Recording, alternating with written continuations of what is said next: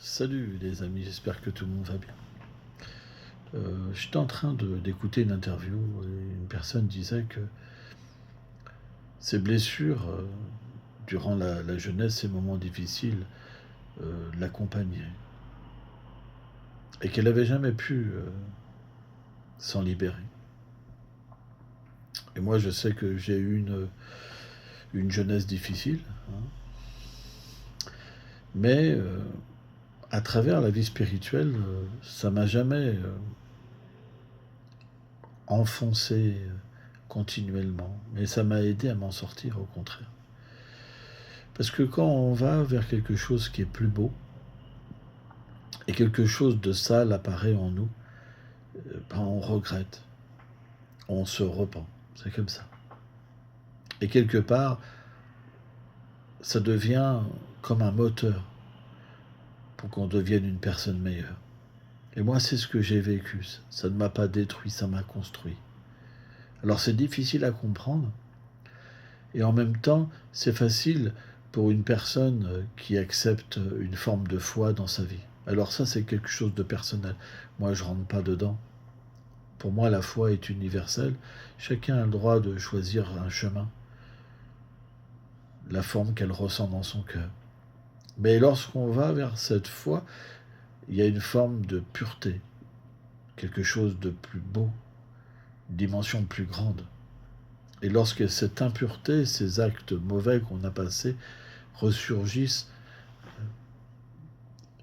et qu'ils se reflètent à travers cette réalité qui est plus belle, alors à ce moment-là, il y a cette forme de repentance.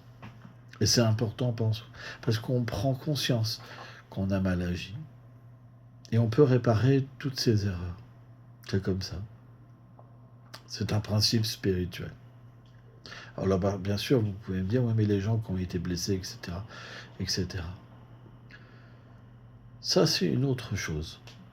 En fait, si on regarde la loi du karma, et donc c'est une loi, on y croit ou on n'y croit pas, mais tout ce qu'on sème dans une vie passée ou dans cette vie, on en reçoit les fruits à travers les autres.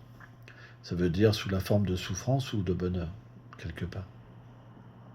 Mais ça ne va pas dire que parce que euh, vous êtes la source du malheur d'une autre personne que vous ne pouvez pas vous libérer des suites, des conséquences.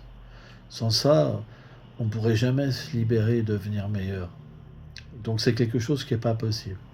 Donc le principe de la foi, c'est qu'à travers le regret, on peut se libérer de cette réaction qui est due à un mauvais agissement qu'on a fait dans le passé. Et à ce moment-là, ça nous donne la vocation d'être meilleur et d'évoluer, et encore évoluer, et encore évoluer. Et c'est normal. Et heureusement, sans ça, on serait condamné éternellement, on ne pourrait jamais s'en sortir. Hein. Et quelque part, c'est pas juste non plus. Hein. Donc on doit accepter que sur une dimension spirituelle, on peut se libérer. Et que peu importe ce qu'une personne a fait, elle a le droit à cette forme de salut. C'est comme ça. C'est une loi. Parce que lorsqu'on agit dans l'ignorance, bien qu'on soit responsable,